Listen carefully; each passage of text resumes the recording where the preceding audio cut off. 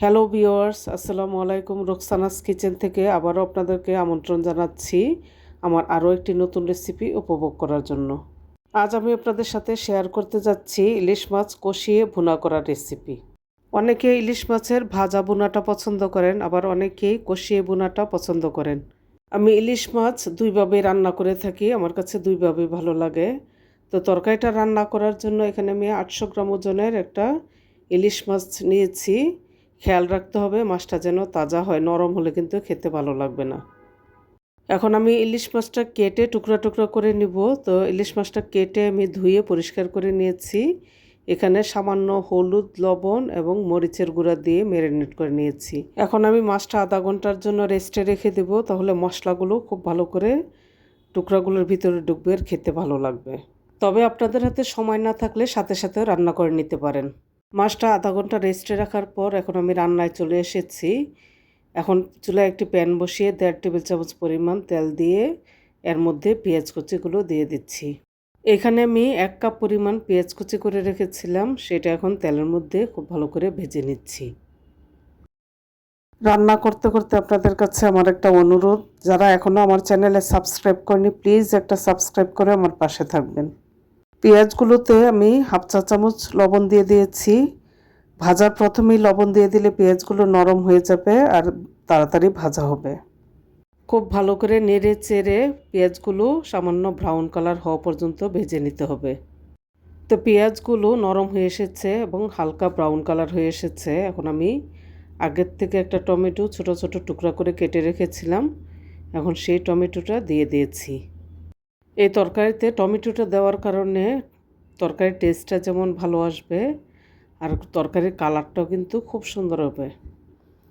তো টমেটো সিদ্ধ হতে খুব বেশি সময় লাগে না, আমি একটু পর পর ঢাকনাটা খুলে একটু খুব ভালো করে নেড়ে চেড়ে দিচ্ছি।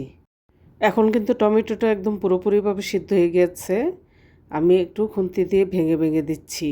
তো এখন আমি তরকারির মধ্যে মশলাগুলো অ্যাড করে নিচ্ছি। দিয়ে দিয়েছি 1/2 চা চামচ হলুদের গুঁড়া, 1/2 চা চামচ মরিচের গুঁড়া, 1/2 চা চামচ ধনিয়ার গুঁড়া এবং খুবই সামান্য পরিমাণ জিরার গুঁড়া দিয়ে একটু ভালো করে মিক্সড করে নিচ্ছি।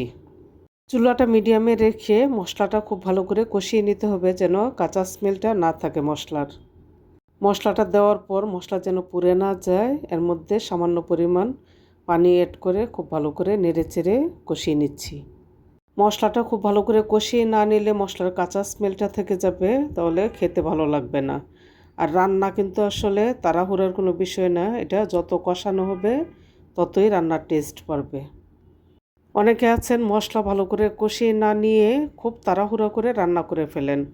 আসলে রান্নার প্রতি যতটা যত্নবান হবেন রান্নার টেস্ট কিন্তু তত বেশি বাড়বে। এখন এর মধ্যে আমি সামান্য পরিমাণ জল দিয়ে দিয়েছি।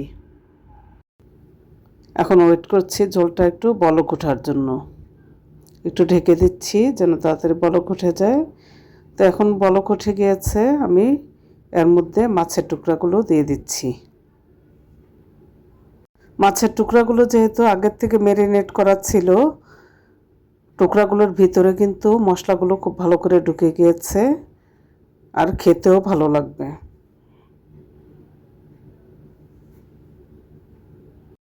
মাছগুলো দেওয়ার পর এখন আমি এর মধ্যে 3-4টা কাঁচামরিচ চিড়ে দিয়ে দিয়েছি। একটু ঢেকে দিচ্ছি মাছটা সিদ্ধ হওয়ার জন্য। তো 5 মিনিট পরে ঢাকনাটা খুলে একটু মাছগুলো উল্টে দিচ্ছি যেন সব দিক দিয়ে সমানভাবে সেদ্ধ হয়।